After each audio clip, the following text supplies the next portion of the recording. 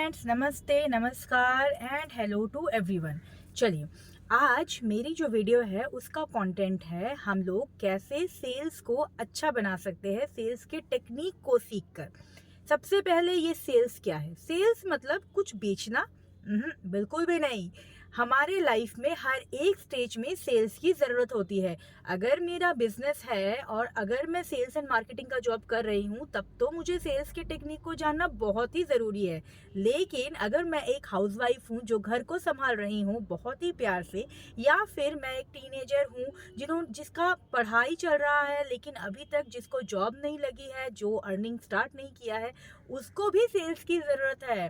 क्योंकि ये एक ऐसी टेक्निक है जिससे हम अपने प्रोडक्ट्स को तो सेल कर ही सकते हैं, अपने स्किल्स को भी सेल कर सकते हैं। आज अगर मुझे एक इंटरव्यू में बैठना है या फिर अपने क्रश को पटाना है, दोनों ही जगह पर मुझे अपने सेल्स के टेक्निक को यूज़ करना होगा, जिससे मैं अपने आप को या अपने स्किल्स को इतने बेहतरीन वे में प्रेजेंट कर सकूं कि सामने वाला इंप्रेस होके बोलेगा, अरे वाह, ये कैंडिडेट मुझको चाहिए, या फिर यही बंदा मुझे चाहिए जिसके साथ में डेट पे जा सकूं।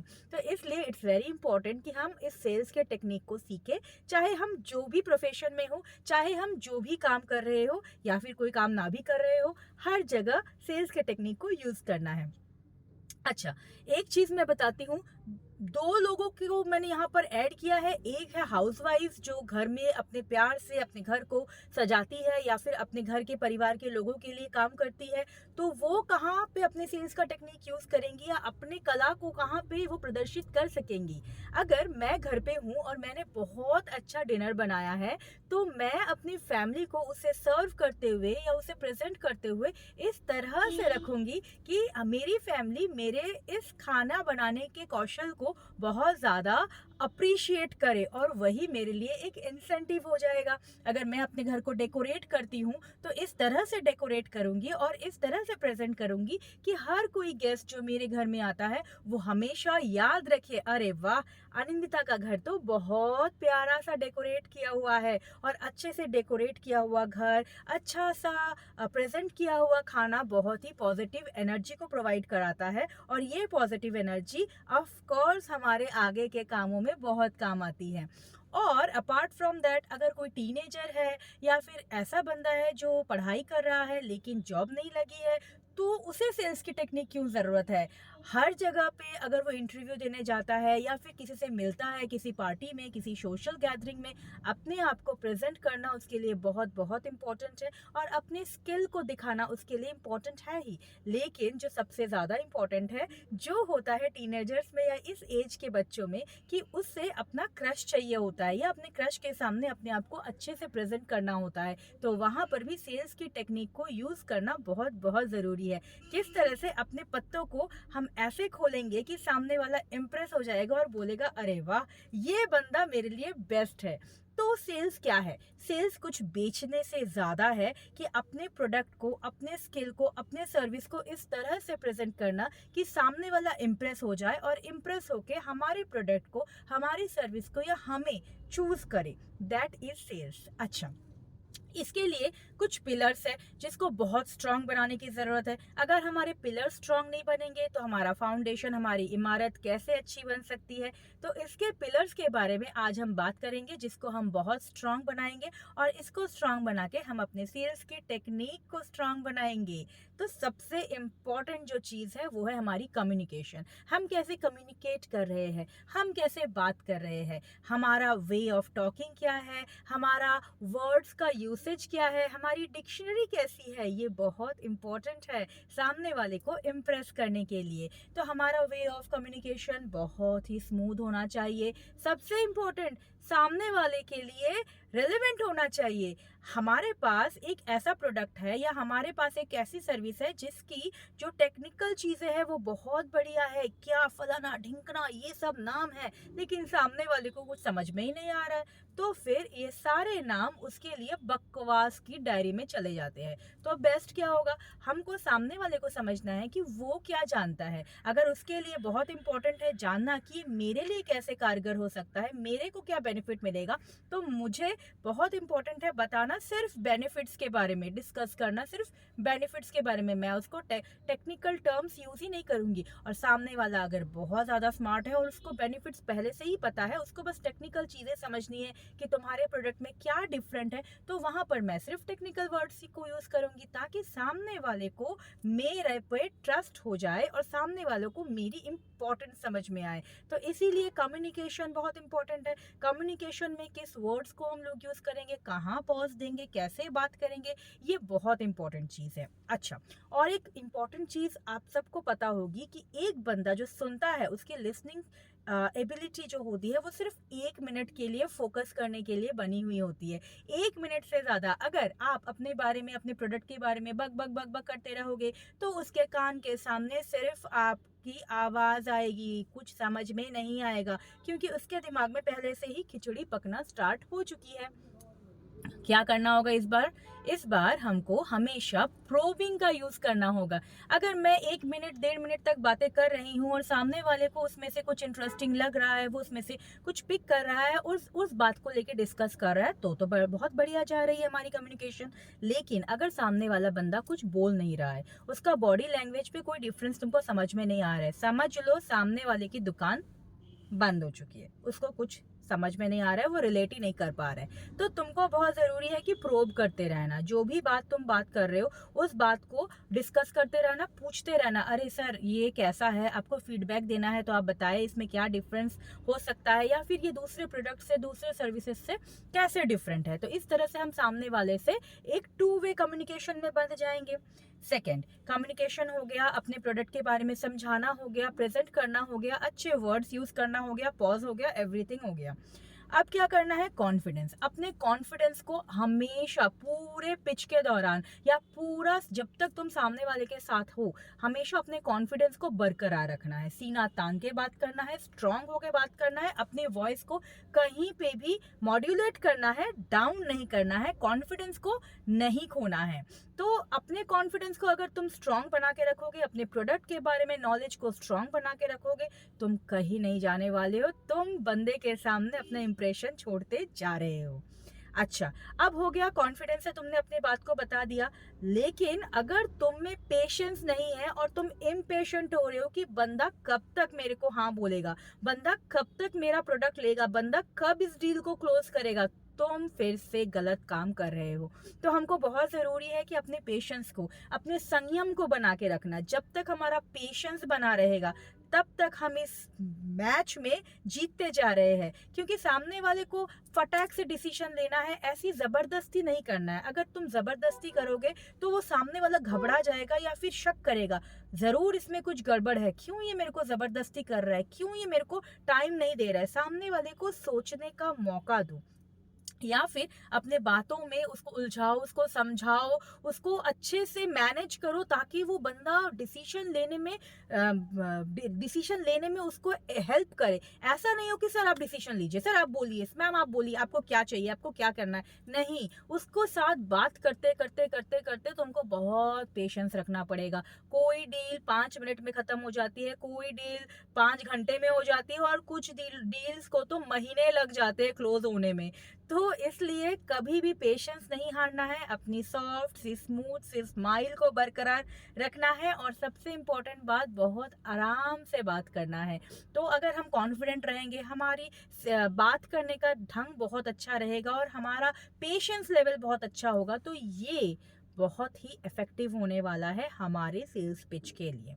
नेक्स्ट, हमें बहुत बहुत ज़रूरी है कि हम अपने कस्टमर्स को समझें।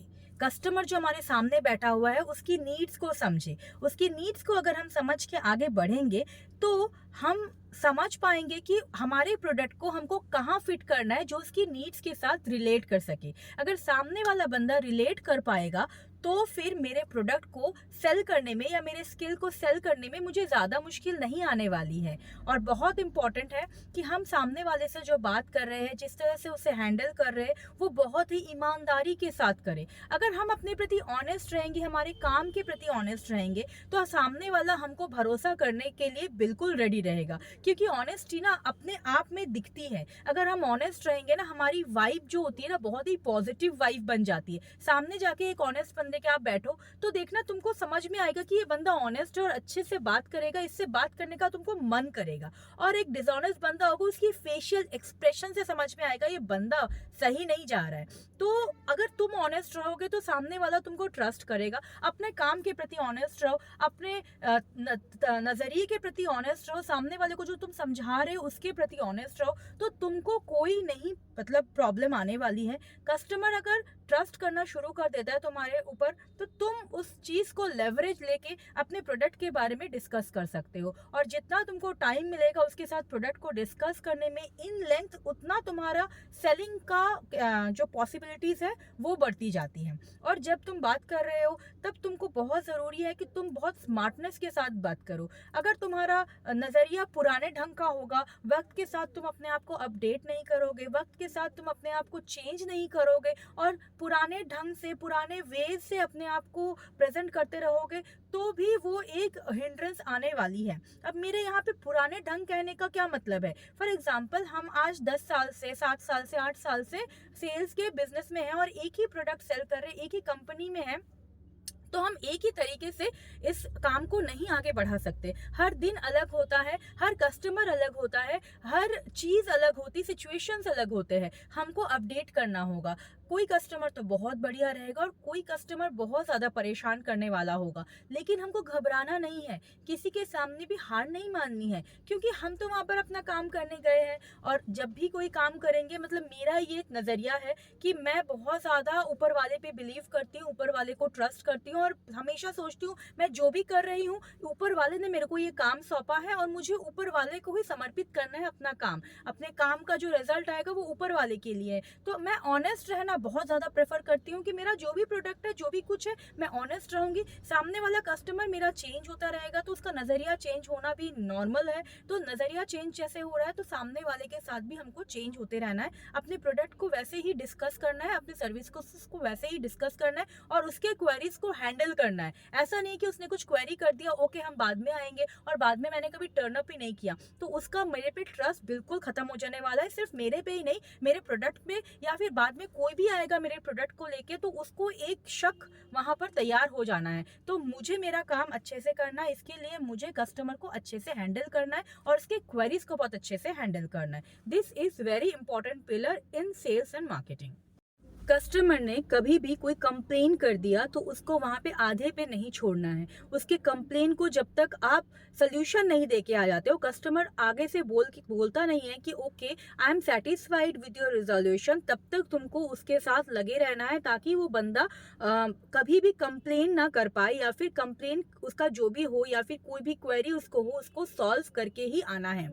सबसे इंपॉर्टेंट बात, फॉलो अप। तुमने एक बार अपना सामान बेच दिया, अपना सर्विस बेच दिया, सब कुछ सही चल रहा है, कोई कंप्लेन नहीं है, इसका मतलब ये नहीं कि उसके साथ तुमको और रिलेशन रखना ही नहीं है। तुम नए क्लाइंट्स के पीछे भागो, ऑफ कोर्स तुम भागो, नए क्लाइंट्स ऑफ कोर्स तुम पकड़ो, लेकिन साथ ही साथ जो पुराने कस्टमर्स है, पुराने क्लाइंट्स है, उसके पास भी जाओ। वो जितना तुम्हारा इंटरवल होगा, जिस तरह से तुम सेट करोगे अपने इंटरवल्स को, उसी इंटरवल में जाओ, जाकर वहां पर अपना फॉलो अप लो कि सर आपको मेरा प्रोडक्ट कैसा लग रहा है, आपको मेरी सर्विस कैसी लग रही है, सब कुछ कैसा चल रहा है, सब कुछ बढ़िया है, तुमको पता है सब कुछ बढ़िया है, तुमको ना जानते हुए भी सब कुछ सॉल्व हो रहा है, तुमको जाने की जरूरत नहीं है। लेकिन तुम्हारा वहां जाना और कस्टमर से पूछना सर कैसा चल रहा है, एक बहुत ही इंपॉर्टेंट फैक्टर है सेल्स एंड मार्केटिंग में। तो ये बहुत ज़रूरी है कि तुम सामने वाले को समझो और उससे फॉलो अप लो कि सर आपका सब कुछ सही है।